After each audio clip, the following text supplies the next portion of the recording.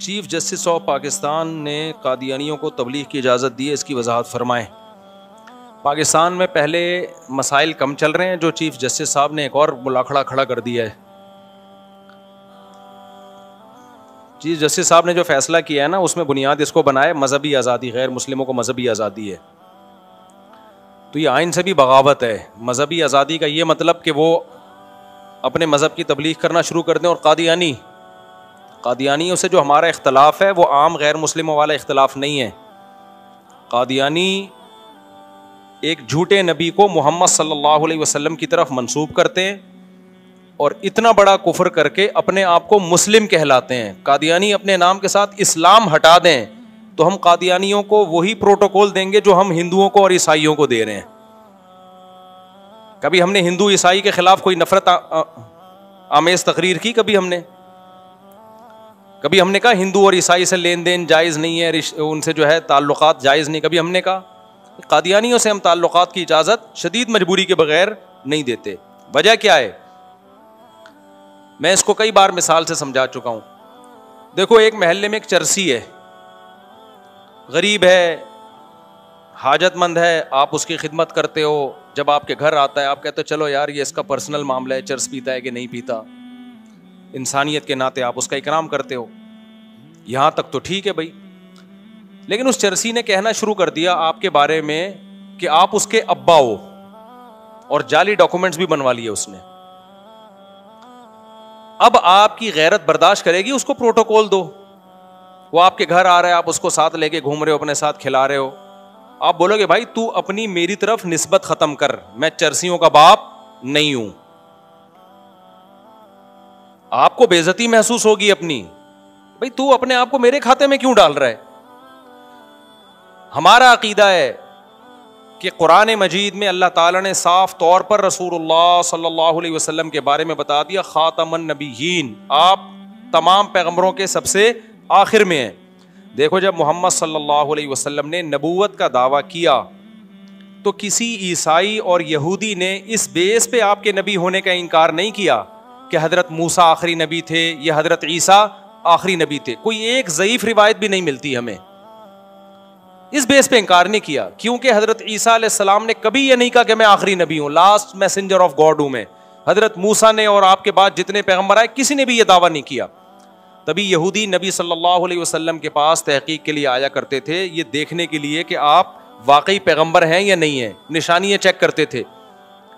اگر حضرت عیسیٰ نے یہ دعویٰ کیا ہوتا کہ میں آخری نبی ہوں اور یہ بات عیسائیوں میں مشہور ہوتی تو عیسائی کہتے بھائی یہ اب کوئی نیا نبی دعویٰ ہی نہیں کر سکتا۔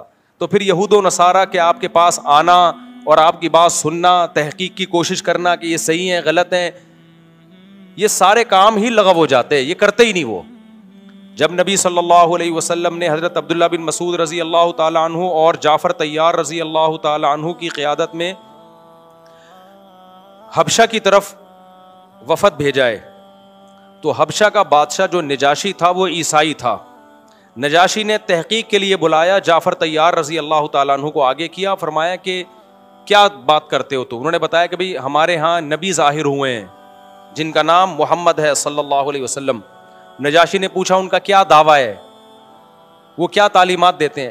نجاشی تو عیسائیوں کا بادشاہ تھا، نجاشی کو کیا عیسائیوں کے عقیدے کا نہیں پتا تھا؟ اور اس کے ارد گرد پادری بیٹھے ہوئے تھے۔ اس وقت مذہبی ریاستیں ہوتی تھیں، سیکولر ریاستیں تو اب آنا شروع ہوئی ہیں، پہلے اسٹیٹس مذہبی ہوتی تھی۔ ایک مذہبی اسٹیٹ کا، عیسائی اسٹیٹ کا بادشاہ ہے، اس کے ارد گرد سارے عیسائی مذہبی رہنما بیٹھے ہوئے ہیں۔ نجاشی نے پوچھا کہ وہ کیا دعویٰ کرتے ہیں، انہوں نے بتایا کہ نبوت کا دعویٰ کرتے ہیں۔ نجاشی نے تحقیق کے لیے پوچھا کہ واقعی سچے نبی ہیں معاذ اللہ یا جھوٹے ہیں؟ تو نجاشی نے تحقیق کے لیے پوچھا کہ کیا کیا تعلیمات دیتے ہیں۔ پھر نجاشی نے کہا جو قرآن کلام ان پہ نازل ہوا ہے جس کے بارے میں وہ دعویٰ کرتے ہیں کہ یہ اللہ کا کلام ہے، وہ پڑھ کے سناؤ۔ حضرت جعفر طیار نے جب کلام پڑھنا شروع کیا تو نجاشی کی رو رو کے داڑھی تر ہو گئی، اور جتنے لوگ بیٹھے ہوئے تھے سب کی داڑیاں تر ہو گئیں۔ اگر عیسائیوں کا عقیدہ ہوتا حضرت عیسیٰ اللہ کے آخری نبی ہیں تو نجاشی بات سنتا ہی نہیں، وہ ایک دم سن کے بوکھلا جاتا کہ بھائی حضرت عیسیٰ تو لاسٹ میسنجر آف گاڈ ہے۔ تو اس سے صاف پتہ چلتا ہے کہ نہ عیسیٰ ابن مریم آخری نبی، نہ موسیٰ علیہ السلام آخری نبی، اور آپ کے بعد کوئی آخری نبی۔ محمد صلی اللہ علیہ وسلم نے جب دنیا میں آئے تو قرآن نے صاف لفظوں میں بتا دیا کہ لاسٹ میسنجر آف گاڈ ہیں یہ. اور حدیث میں بھی آتا ہے انا خاتم النبی لا نبی بعدی, میں آخری نبی ہوں, میرے بعد کوئی نبی نہیں ہے. پھر آپ نے فرمایا میرے بعد 30 جھوٹے کذاب اور دجال ظاہر ہوں گے, ان میں سے ہر ایک دعویٰ کرے گا کہ میں نبی ہوں. انا خاتم النبی لا نبی بعدی, جبکہ میرے بعد کوئی نبی نہیں ہے. نہ ذلی نہ تشریح, ساری نبوت کا انکار کر دیا آپ صلی اللہ علیہ وسلم. ہمیں یہ بتا دیا کہ عیسیٰ ابن مریم نازل ہوں گے, لیکن وہ ایز اے نبی نازل نہیں ہوں گے, ایز اے امتی نازل ہوں گے. وہ کوئی نیا نبی نہیں آ سکتا. پرانا نبی نازل ہو سکتا ہے, نیا نبی مرزا غلام احمد کوئی آسمان سے تھوڑی ٹپکا ہے, وہ تو پیدا ہوا ہے, اس کے ابا کا بھی پتا ہے لوگوں کو, اماں کا بھی پتا ہے. تو اب اسی وجہ سے اس امت میں نبی صلی اللہ علیہ وسلم کے دنیا سے جانے کے بعد جس شخص نے بھی نبوت کا دعویٰ کیا ہے, کبھی بھی مسلمان علماء صلحاء یا مسلمان حکمران اس کے پاس تحقیق کے لیے نہیں گئے ہیں کہ یہ صحیح دعویٰ کر رہا ہے یا جھوٹا. فوراً یہ کہا کہ بھائی اب کوئی پیغمبر دنیا میں نہیں آ سکتا. یہی وجہ ہے کہ مرزا غلام احمد قادیانی نے جب دعویٰ کیا تھا تو علماء نے اسی وقت کہہ دیا, عرب علماء, ملیشیا کے, انڈونیشیا کے اور ہندوستان کے اور افریقہ کے, جہاں جہاں دنیا میں اسلام ہے, سب نے کہہ دیا بھائی یہ ممکن ہے ہی نہیں. تو یہ اجماعی عقیدہ ہے. اب اگر ایک شخص, اچھا قادیانی یہاں تک رہتے, کہتے ٹھیک ہے آپ نہ مانو, ہم اس کو کیا مانتے ہیں نبی, بات ختم ہو جاتی. بھائی ہم کہتے ٹھیک ہے تم نے اپنی طرف سے ایک نبی گڑھ لیا, تم اپنے عقیدے کے مکلف ہو, تم جانو اور تمہارا مذہب جانے, ہمیں اس سے کوئی غرض نہیں ہے. دنیا میں اتنے سارے مذاہب ہیں, ایک اور مذہب. لیکن انہوں نے گڑبڑ کیا کی ہے. ایک جھوٹا نبی جو محمد صلی اللہ علیہ وسلم کی تعلیمات کے مطابق کذاب اور دجالوں کی فہرست میں داخل ہے, کیونکہ آپ نے فرمایا 30 کذاب اور دجال ظاہر ہوں گے. تو قادیانی اس کا جواب یہ دیتے ہیں کہ کذاب اور دجالوں کے بارے میں کیا ہے, مرزا غلام احمد کذاب اور دجال تھوڑی ہے. بھائی حدیث کے پورے الفاظ کیا ہے, 30 کذاب اور دجال ظاہر ہوں گے جو ہر ایک جھوٹے ہونے کا دعویٰ کرے گا. اور ان کے کذاب اور دجال ہونے کی جو نبی نے وجہ بیان کی وہ حدیث کے آخر میں فرمایا کہ حقیقت یہ انا خاتم النبی لا نبی بعدی, میرے بعد کوئی نبی نہیں ہے. تو یہ وجہ جو بیان کی جا رہی ہے نا کذاب اور دجال ہونے کی, کہ میرے بعد کوئی نبی نہیں ہے, یہ وجہ پورے طور پر مرزا غلام احمد قادیانی پہ صادق آتی ہے یہ وجہ. اور آپ نے تو فرمایا, ایک حدیث میں آتا ہے کہ میرے بعد کوئی نبی ہوتے, صحیح حدیث ہے, لکانا عمر تو عمر ہوتے. ایک حدیث میں آتا ہے کہ انت منی بمنزلتی ہارون من موسیٰ, حضرت علی رضی اللہ تعالیٰ عنہ سے آپ نے فرمایا کہ تمہاری میری وہی نسبت ہے جو موسیٰ اور ہارون کی تھی, لیکن فرق یہ ہے کہ موسیٰ کے بعد تو نبی تھے, میرے بعد نبی نہیں ہے. کیا مطلب نبی نہ ہوتے, میرے بعد نبی کا امکان ہوتا تو اللہ تمہیں بھی ہارون جیسا نبی بنا دیتے. ہارون علیہ السلام کی نبوت موسیٰ علیہ السلام کے تابع تھی, ذلی نبی تھے ہارون علیہ السلام, اصل نبی موسیٰ تھے. ہارون علیہ السلام انہی نبی کے ویژن کو لے کے چل رہے تھے آگے. بات موسیٰ کی ہوتی تھی, زبان کس کی ہوتی تھی, ہارون کی. قادیانی کہتے ہیں کہ یہ جو حدیث میں آتا ہے کہ میرے بعد کوئی نبی نہیں ہے, اصل میں اس کا مطلب ہے اصلی نبی, اصل کے اعتبار سے نبی نہیں ہے. ہاں ذلی نبی جو محمد صلی اللہ علیہ وسلم ہی کے دین کو دنیا میں غالب کرنے کے لیے ہے, وہ والے نبی آ سکتے ہیں. یہ جو حدیث ہے جس میں آتا ہے انت منی بمنزلتی ہارون من موسیٰ, اس میں تو ذلی نبی کی نفی ہو رہی ہے. نبی نے فرمایا کہ اے علی تمہاری میری وہی نسبت ہے جو ہارون کی نسبت کس سے تھی, موسیٰ سے, لیکن بات یہ کہ اللہ تمہیں پیغمبر نہیں بنائے گا. تو یہاں ذلی نبی کی نفی ہو رہی ہے کہ نہیں ہو رہی. ذل کہتے ہیں سائے کو, ریلی نبی بھی کہہ سکتے ہیں, ریلی نبی, اس کی نفی ہو رہی ہے نا. تو اسی کی نبی نے نفی کر دی ہے کہ وہ والا نبی بھی اب نہیں آ سکتا, کسی طرح کی بھی نبوت اب نہیں آ سکتی, جاری نہیں ہو سکتی. تو قادیانی نے پھر بھی کہا کہ نہیں جی ہم حدیثوں کو نہیں مانتے, اپنی طرف سے تعویلات کر کے ایک مرزا غلام احمد قادیانی کو جو پروفیسر تھا اس کو کیا بنا دیا, پیغمبر. ٹھیک ہے آپ کا مذہب ہے, آپ جس کو نبی مانو, جس کو جو مرضی مانو. جرم یہ کیا کہ اس کو پھر کس کے کھاتے میں ڈال دیا, محمد صلی اللہ علیہ وسلم کے کھاتے, کہ آپ کے سید الانبیاء کے ذلی نبی ہیں اور محمد صلی اللہ علیہ وسلم کے امتی ہیں, لہذا یہ عین اسلام ہے. یہ کیا ہو گئی بھائی, یہ زیادتی ہو رہی ہے. عیسائی اپنے آپ کو عیسائی کہتا ہے, محمد صلی اللہ علیہ وسلم کا انکار کرتے ہیں, اسلام نے دین میں زبردستی نہیں رکھی. لا اکراہ فی الدین. ہم عیسائیوں کو ڈنڈے کے زور سے مجبور نہیں کر سکتے کہ ہمارے نبی کو نبی مانے. اللہ نے کہہ دیا دین میں زبردستی نہیں ہے. قد تبین الرشد من الغی. حق اور باطل میں نے کھول کھول کے بیان کر دیا ہے. کوئی عیسائی نیوٹرل ہو کے غور کرے گا تو اسے یقین ہو جائے گا کہ جتنی علامتیں عیسیٰ ابن مریم میں نبی ہونے کی پائی جاتی ہیں محمد صلی اللہ علیہ وسلم میں اس سے زیادہ ہی پائی جائیں گی, اس سے کم نہیں پائی جائیں گی. اس لیے اسلام نے کہا ہم نے حق اور باطل کو واضح کر دیا. اب ڈنڈے کی زور سے آپ نے کسی کا مذہب چینج نہیں کروانا. تو قادیانی بھی اگر ایک نیا مذہب بنا لیتے کوئی بات نہیں ہے بھائی, جہاں اتنے سارے مذاہب ہیں وہاں ایک اور مذہب بھی صحیح. کبھی ہم ڈنڈے کے زور سے کسی کو مجبور نہیں کرتے اور نہ کسی سے نفرت کا ہم اظہار کرتے ہیں. جرم کم بختوں نے کیا کیا, عیسائیوں نے کیا کیا, محمد صلی اللہ علیہ وسلم کا انکار کیا, لہذا صاف طور پر اپنے آپ کو کہا کہ ہم غیر مسلم ہیں, ہم مسلم نہیں ہے. اسلام کی طرف اس انکار کی نسبت نہیں کی. یہ نہیں کہا کہ قرآن کہتا ہے کہ محمد نبی نہیں ہے صلی اللہ علیہ وسلم, یہ نہیں کہا انہوں نے. قادیانی نے جرم یہ, ہندو نے بھی یہ نہیں کہا کہ ہم مسلم ہیں. بھائی اسلام بت پرستی تھوڑی سکھاتا ہے. آپ بتوں کو اسلام کی طرف کیسے منسوب کر سکتے ہو؟ یہ تو بڑا جرم, یہ تو اسلام میں تحریف کر رہے ہو نا آپ.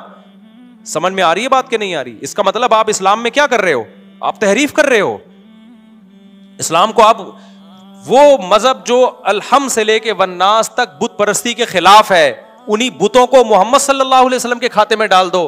اگر ہندو یہ جرم کرے گا پھر ہم برداشت نہیں کریں گے. ہم کہیں گے بھائی آپ کا مذہب اسلام سے الگ ہے, اس کو الگ رکھو.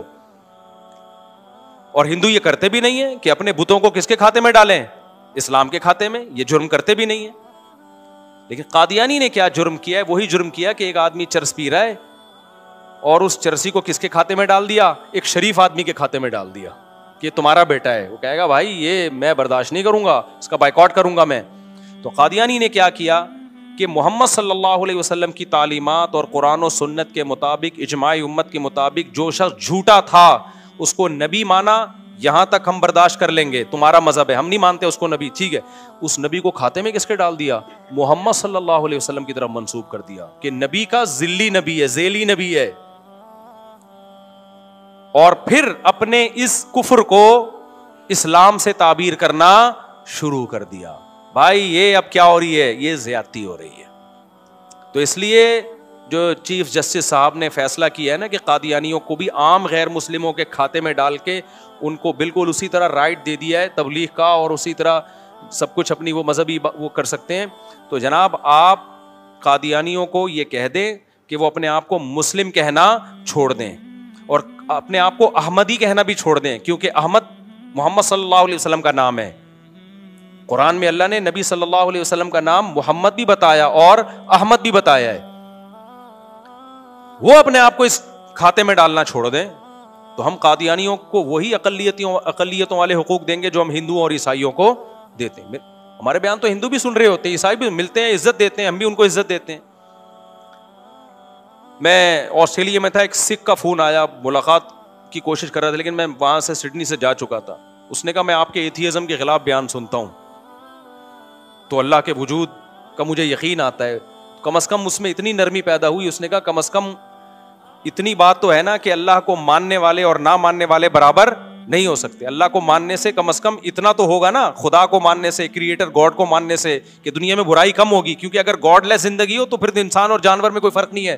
وہ سکھ ہو کے اللہ نے اس کو اتنی عقل دی ہے, اور ہمارے سیکولر اور لبرل لوگوں کو یہ عقل نہیں ہے. وہ کہہ رہے بھلے ہم مسلم نہیں ہیں لیکن کم از کم آپ خدا کے وجود کو ثابت کرتے ہو, یہ انسانیت کے لیے بہتر ہے. کیونکہ خدا کا انکار کر دینا, اس سے انسان اور جانور میں فرق ختم ہو جاتا ہے. تو سب سے تعلقات ہیں, لیکن بھائی قادیانیوں کو ہم اتنا فری بولو نہیں کریں. اگر کوئی قادیانی کا فون آتا کہ آپ سے ملنا چاہتا ہوں, اس نیت سے تو مل لیتا تبلیغ کروں گا اس کو, اس نیت سے نہیں کہ میں دوستی کا ہاتھ بڑھاؤں گا, دعوتیں ہوں گی, سیلفیاں چلیں گی, نا نا نا نا. یہ پھر محمد صلی اللہ علیہ وسلم کے ساتھ یہ ظلم ہے. آپ صلی اللہ علیہ وسلم کو کیسے چہرہ دکھاؤ گے بھائی؟ ایک عالم نے بڑا پیارا مضمون لکھا کہ ابو بکر صدیق رضی اللہ تعالی عنہ نے جو جھوٹے نبی کے خلاف لڑائی لڑی تھی نا, جس میں بڑے بڑے حفاظ صحابہ شہید ہوئے تھے, تو جب آپ قادیانیوں سے دوستی کی بات کرتے ہو تو ہمیں میدان جنگ میں ان اصحاب رسول کا خون اور ان کی پڑی ہوئی لاشیں یاد آ جاتی ہیں جس کے لیے اتنی بڑی قربانیاں دی ہیں.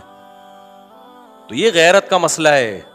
غیرت ہوگی تو بات سمجھ میں آئے گی. جو غیرت نہیں ہوتی, اور غیرت کو لفظوں میں ڈیفائن نہیں کیا جا سکتا, ایکسپلین نہیں کیا جا سکتا. تو اس لیے بھائی قادیانیوں سے میں نہیں کہہ رہا قادیانیوں کو مارو پیٹو ظلم کرو, نہ, اس کی قطعاً اجازت نہیں ہے. لیکن قادیانیوں سے دوستیاں لگانے کی آپ کو اجازت نہیں ہے, ان سے رشتے کرنے کی آپ کو اجازت نہیں ہے. دیکھو اسلام جہاں محبت کا درس دیتا ہے کہ اللہ کے لیے محبت, وہیں اسلام اللہ کے لیے بغض کا بھی حکم دیتا ہے.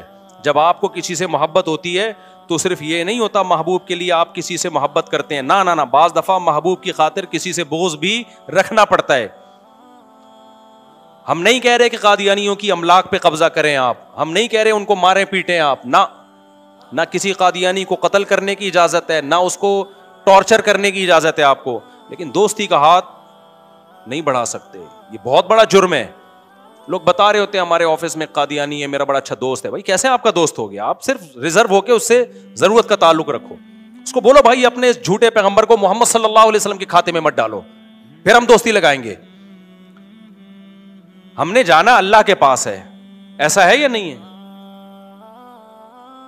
منہ ہم نے اللہ کو دکھانا ہے, اور حوض کوثر پہ سید الانبیاء صلی اللہ علیہ وسلم کا ہم نے سامنا کرنا ہے. تو کوئی تو غیرت کا ہمارے پاس ایسا واقعہ ہونا کہ ہم سید الانبیاء کا حوض کوثر پہ سامنا کر سکیں. آپ کے باپ کی کسی سے دشمنی ہے, صبح و شام وہ آپ کے باپ کو گالیاں دیتا ہے, صبح و شام آپ کے باپ کو برا بھلا کہتا ہے, اور آپ کو پتا کل میری ابا سے ملاقات ہو رہی ہے, اور اس سے ایک دن پہلے آپ ابا کے دشمن کے ساتھ جا کے سیلفیاں لے کے آ رہے ہو, تو آپ کیا بولو گے؟ بھائی آج نہیں ہو سکتا کیونکہ کل میری ملاقات کس سے ہے؟ ابا سے. میں ابا کو کیا منہ دکھاؤں گا؟ ابا کہے گا اور تجھے 100 لوگ 20 لوگ نہیں ملے تھے, جا کے اسی شخص سے مجھ سے ملاقات سے پہلے مل کے آ رہا ہے جس سے صبح شام میری دشمنی چل رہی ہے. تو دنیا کے تعلقات میں یہ بات سمجھ میں آتی ہے. تو سید الانبیاء صلی اللہ علیہ وسلم کے رشتے سے, اور آپ صلی اللہ علیہ وسلم کو نبی بھی مانتے ہو, ان کے امتی بھی, اور اس امید پر بھی ہو کہ قیامت کے دن نبی صلی اللہ علیہ وسلم ہماری شفاعت کریں گے, حوض کوثر سے پانی پلائیں گے. تو جب ان چیز, یا تو ان عقیدوں کا انکار کر دو, بولو مر کے مٹی ہو کے ہم نے ختم ہو جانا ہے, کوئی نبی نہیں, کوئی قرآن نہیں, کوئی اللہ نہیں, لبرل سیکولر بن جاؤ. سیکولر لوگوں کا کوئی مذہب نہیں ہوتا. تو بھائی ہم تو اللہ کو مانتے ہیں, اللہ کے پیغمبروں کو مانتے ہیں, اور ہم مانتے ہیں کہ جو پیغمبروں سے محبت کرے گا اس کی نجات ہوگی, جو اللہ کے رسولوں سے محبت نہیں کرے گا اس کی نجات نہیں ہوگی. ہمارے پاس محبت کے لیے اور کیا عمل ہے؟ تو کم از کم اتنا تو کر لو کہ اللہ کے حبیب صلی اللہ علیہ وسلم کی طرف جس جھوٹے کذاب کی نسبت کر کے نبی کے کھاتے میں ڈال دیا. دیکھو نبی, دیکھو جیسے اللہ کے ساتھ سب سے بڑا ظلم یہ ہے کہ آپ اللہ کے ساتھ معبود ہونے میں کسی کو شریک کرو. اس سے بڑا ظلم کوئی ہو سکتا ہے؟ ایک تو ہے آپ نے اللہ کے حکم کو فالو نہیں کیا, یہ بھی ظلم ہے, لیکن قرآن کہتا ہے سب سے بڑا ظلم ہے ان الشرک لظلم عظیم. سب سے بڑا ظلم کیا؟ اللہ کے ساتھ آپ کسی کو الوہیت میں شریک کر لو. خوب سمجھ لو, محمد صلی اللہ علیہ وسلم کے کسی حکم کو توڑ دینا یہ بھی نبی کے ساتھ ظلم زیادتی ہے. سب سے بڑی زیادتی ہے کہ وہ نبوت جس میں آپ صلی اللہ علیہ وسلم کو اللہ نے مقام دیا اور آخری نبی بنا کے تمام پیغمبروں کا سردار بنایا, بہت بڑا اعزاز دیا, اس اعزاز میں آپ نے اگر کسی جھوٹے کو شریک کر لیا تو محمد صلی اللہ علیہ وسلم کے ساتھ اس سے بڑی زیادتی اور ظلم ہو نہیں سکتا. میں سمجھا پا رہا ہوں اپنی بات؟ یہ تو آپ نے نبی کی حیثیت کو بہت ہی گھٹا دیا, کہ جو سب سے بڑا اعزاز تھا ہمارے نبی کے لیے کہ آخری نبی ہیں, اس اعزاز میں ایک جھوٹے آدمی کو آپ کے ساتھ شریک کر دیا. اور قادیانیوں سے ایک سوال پوچھا کرو کہ تم جتنے دلائل دیتے ہو نا ختم نبوت پہ, خاتم النبیین کا, یہ گھماتے ہیں باتوں کو, یہ لوگ بہت گھماتے ہیں. فرض کر لو کہ آپ آخری نبی نہیں ہے, فرض کر لو, تو آپ کے بعد پھر کتنے نبیوں نے اور آنا ہے یہ بتاؤ آپ. مرزا غلام احمد اگر 1400 سال کے بعد آیا تو مرزا کے بعد کتنے نبی نے آنا ہے؟ کیونکہ ہمیں قرآن و سنت سے پتہ چلتا ہے کہ ہر پچھلے نبی نے اگلے نبی کی بشارت دی ہے. عیسیٰ ابن مریم, موسیٰ علیہ السلام, تورات اور انجیل میں آج بھی محمد صلی اللہ علیہ وسلم کی پیش گوئیاں موجود ہیں. تبھی عیسائی اب تک انتظار کر رہے ہیں. تو اگر مرزا غلام احمد اللہ کا نبی ہے تو بتاؤ مرزا غلام احمد کے بعد کتنے نبیوں نے اور آنا ہے؟ اس سے پتا چلتا ہے بھائی یہ ایک ایجاد کردہ جھوٹا نبی ہے. اگر یہ انبیاء کا سلسلہ ہوتا تو محمد صلی اللہ علیہ وسلم بھی خوشخبری دے کے جاتے, پھر مرزا دنیا میں آتا وہ خوشخبریاں دے کے جاتا آگے بہت سارے پیغمبروں کی, لیکن مرزا نے کسی جدید پیغمبر کی کوئی خوشخبری نہیں دی ہے. تو اس کا مطلب تم مرزا کو آخری نبی مانتے ہو, پھر کس کو تم آخری نبی مانتے ہو؟ مرزا غلام احمد قادیانی کو آخری نبی مانتے ہو. اس کی کیا دلیل ہے تمہارے پاس؟ جب بھی کوئی شخص جھوٹ بولتا ہے نا تو اس جھوٹ کو چھپانے کے لیے 100 جھوٹ اور بولنے پڑتے ہیں. قادیانیوں نے ایک جھوٹ بولا کہ نبی صلی اللہ علیہ وسلم آخری نبی نہیں ہے. اس جھوٹ کو چھپانے کے لیے ان کے اوپر بہت سارے اشکالات. بالکل اس کی ایک مثال کہہ کے میں اپنی بات کو ختم کرتا ہوں. مرزا غلام احمد قادیانی پیشگوئیاں بہت کرتا تھا, یہ چیزیں اس کی کتابوں میں آج بھی موجود ہیں. مرزا غلام احمد قادیانی نے پیشگوئی کی تھی کہ میرا نکاح محمدی بیگم سے ہوگا. سمجھ رہے ہو کہ نہیں سمجھ رہے؟ محمدی بیگم نے مرزا کے رشتے کو ریجیکٹ کر دیا. یہ کتابوں میں لکھا ہوا ہے یہ واقعہ. اب جب ریجیکٹ کر دیا تو مرزا کی پیشگوئی کیا ہو گئی؟ ختم. تو علماء نے جا کے پکڑا کہ تمہارا جو یہ ہے یہ تو انبیاء کی پیشگوئیاں تو پوری ہوتی ہیں. تو میں نے بتایا نا ایک جھوٹ بولنے کے لیے 100 جھوٹ بولنے پڑتے ہیں اور آپ غلط در غلط کرتے چلے جاتے ہیں. تو مرزا نے کہا کہ میری پیشگوئی پوری ہو چکی ہے. اللہ نے جیسے محمد صلی اللہ علیہ وسلم کا نکاح حضرت زینب سے آسمانوں پہ کیا تھا تو اللہ نے میرا نکاح بھی اس سے, اور محمدی بیگم کی اولادیں بھی ابھی زندہ ہیں, پتہ ہے آپ کو, پوتے نواسے. جب ختم نبوت کی علماء یہ واقعہ سناتے ہیں نا, اتنے مضبوط ریفرنسز ہیں ان کے پاس کہ وہ ان کے خاندان کے بندوں سے بھی آپ کو ملا سکتے ہیں. سمجھ رہے ہیں؟ مرزا نے دعویٰ کیا تھا نا جس عورت سے میری شادی ہوگی اس کے پر پوتے پر نواسے موجود ہیں. تو جب علماء نے پوچھا یا لوگوں نے سوال کیا کہ آپ نے تو پیشگوئی کی تھی کہ میرا محمدی بیگم سے نکاح ہوگا, وہ تو ہوا نہیں, وہ تو کہیں اور شادی کر لی اس نے. تو اس نے کہا اب ایک جھوٹ بولا تھا نا چھپانے کے لیے, اس سے بھی غلط بات انسان کو کرنی پڑتی ہے, وہ پکڑا جاتا ہے, پھر وہ جھوٹ پنپتا نہیں ہے. تو مرزا نے کہا کہ نبی صلی اللہ علیہ وسلم کا نکاح حضرت زینب سے جیسے آسمانوں پہ ہوا تھا تو میرا نکاح بھی محمدی بیگم سے آسمانوں پہ ہو چکا ہے, لہذا میری پیشگوئی پوری ہو چکی ہے. اس کو نہیں پتا تھا کہ یہ کہہ کے میں اور زیادہ چوڑے میں آ جاؤں گا. قادیانیوں کے پاس اس بات کا اب تک کوئی جواب نہیں ہے. سوال یہ پیدا ہوتا ہے کہ جب تمہارا اس خاتون سے آسمانوں پہ نکاح ہو گیا تو یہ تمہاری بیوی بن گئی اور قادیانیوں کی امہات المومنین میں داخل ہو گئی کہ نہیں ہو گئی؟ روحانی ماں ہو گئی کہ نہیں ہو گئی؟ اب مجھے ایک بات بتاؤ, آپ جس کو پیغمبر مانتے ہیں اور جس کی بیوی کو اپنی روحانی ماں مانتے ہیں, وہ رات کسی اور کے ساتھ گزار رہی ہے, کسی اور سے بچے جن رہی ہے. وہ انبیاء کی بیویوں میں شرک ہو سکتا ہے, زنا نہیں ہو سکتا, کیونکہ کسی شخص کی بیوی زنا کرتی ہے نا, مشرک ہونا دنیا میں شوہر کے لیے اتنا بڑا عار نہیں ہے. تبھی تو اللہ نے یہودی عیسائی عورت سے بھی آپ کو نکاح کی اجازت دے دی ہے. حالانکہ عیسائی تو شرک کر رہی ہوتی ہے عیسیٰ علیہ السلام کو اللہ کا بیٹا کہہ کے, لیکن آپ کی بیوی کسی اور کے بستر پہ سوتی ہو, یہ مرد کے لیے بہت بڑا دھبا ہے. وہ سوسائٹی میں منہ دکھانے کے قابل نہیں رہتا. اسی وجہ سے اللہ نے پیغمبروں کی بیویوں کو زنا سے محفوظ رکھا ہے. نوح علیہ السلام, لوط علیہ السلام کی بیوی کافرہ تھی, زانیہ نہیں تھی. تبھی حدیث میں آتا ہے وَلِدتُّ مِن نِکَاحٍ الا من زنا, مطلب حدیث کا آدم سے لے کے اب تک میرے نسب میں کوئی خلل واقع نہیں ہوا ہے. جتنا نبی صلی اللہ علیہ وسلم کا سلسلہ آدم علیہ السلام تک پہنچتا ہے نا, آپ کی ماؤں میں بھی کسی نے کبھی خیانت نہیں کی ہے, چاہے وہ غیر مسلم ہی کیوں نہیں تھی. اللہ پیغمبروں کے نسب کو محفوظ رکھتا ہے. تو آپ اب اندازہ لگاؤ کہ قادیانیوں کی روحانی ماں ہیں, امہات المومنین ہیں, اور مرزا کے مطابق سوتی کسی اور کے پاس ہے, بچے کسی اور سے جن رہی. آپ کی اماں اللہ نہ کرے یہ کام کر رہی ہو, آپ سوسائٹی میں کسی کو منہ دکھانے کے قابل رہو گے؟ آپ زنا کے خلاف تقریریں کر رہے ہو, کسی نے کہا کہ آپ کی اماں سنا ہے گھر سے بھاگ گئی ہیں اور سنا ہے ان کے 6 بچے بھی ہو گئے ہیں کہیں اور جا کے. آپ کم از کم کسی اور ٹاپک پہ بیان کرو گے, اس ٹاپک پر کبھی دوبارہ بیان نہیں کرو گے. اللہ پیغمبروں کو اس عار اور عیب سے محفوظ رکھتے ہیں کہ ان کی بیویاں زنا کریں. بہت سارے سوالات ہیں قادیانیت کے بارے میں، تو آپ ختم نبوت کے علماء کے پاس بیٹھ جائیں تو 2 منٹ میں آپ کو، اگر کوئی قادیانی حق کا متلاشی ہے 2 منٹ میں وہ اس کی کتابوں سے کچا چھٹا کھول کے رکھ دیتے ہیں مرزا کے بارے میں. تو قادیانیوں کا جرم مرزا کو نبی ماننا یہ بھی ہے، لیکن بڑا جرم کیا ہے کہ اپنے آپ کو وہ کیا کہتے ہیں؟ مسلم. بھائی اس جھوٹے نبی کو اسلام کے کھاتے سے نکال لو. تو جیسے ہم ہندوؤں کو گلے لگاتے ہیں، عیسائیوں کو لگاتے ہیں، آپ کو بھی ہم گلے لگانے کے لیے تیار. آپ شاعر اسلام کا سہارا لینا چھوڑ دو. آپ اپنی مسجد کو مسجد نہ کرو.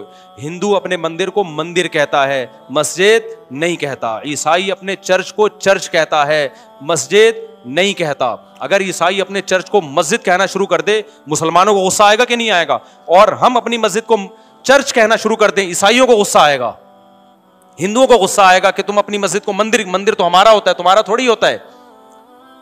تو عیسائی اپنی عبادت گاہ کو کوئی بھی نام دے دیں، مسجد کہنے کی، قادیانی اپنے عبادت گاہ کو کوئی بھی نام دے دیں، مسجد کا لیبل لگانے کی آپ کو اجازت نہیں ہے. قادیانی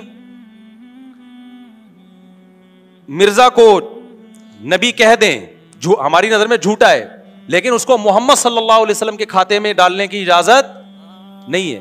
شاعر اسلام، اذان، یہ چیزیں شاعر اسلام میں، یہ قادیانیوں کو اجازت نہیں ہے. تو یہ جو چیف جسٹس صاحب نے فیصلہ کیا ہے، کچھ ہوش کے ناخن لو. ابھی ملک کن حالات سے گزر رہا ہے اور آپ نے ایک نیا شوشہ لا کے قوم کے اوپر مسلط کر دیا. تو الحمدللہ جامعۃ الرشید اب اس پہ اجلاس بلایا، محنت کر رہا ہے کہ اس میں کیس فائل کر کے اس قانون کو چینج کرنے کی کوشش کی جائے. تو اور بھی الحمدللہ علماء کوشش کر رہے ہیں اس کی. تو اللہ سے ہمیں امید ہے کہ انشاءاللہ یہ قانون چینج ہو جائے گا. اگر چینج نہیں ہوتا تو عوام کا یہ ذمہ داری ہے کہ سوشل میڈیا پہ بھی اور ہر طرح سے وہ اپنا احتجاج ریکارڈ کروائے کہ ہم کسی قیمت پہ اس قانون کو باقی رہنے نہیں دیں گے. یہ ہماری غیرت کا مسئلہ ہے اور ہمارے ایمان کا مسئلہ ہے. یہ مطلب نہیں ہے کہ ہم مذہبی تشدد پسندی کے قائل ہیں. ہم مذہبی طور پر متشدد ہوتے تو عیسائیوں کو چرچ جانے نہیں دیتے، عیسائیوں کے ساتھ لین دین کو حرام قرار دیتے. نہ، ہم کہہ رہے ہیں بھائی اپنی لمٹ کو قادیانی کراس کرنے کی کوشش نہ کریں. جتنے ہو اتنے رہو، اپنے آپ کو ہمارے کھاتے میں مت ڈالو. آپ نہیں ڈالیں تو ٹھیک ہے، جب تک ڈالیں گے ہم ان کا ہر طرح سے بائیکاٹ کریں گے ہم ان کا. اچھا بھائی.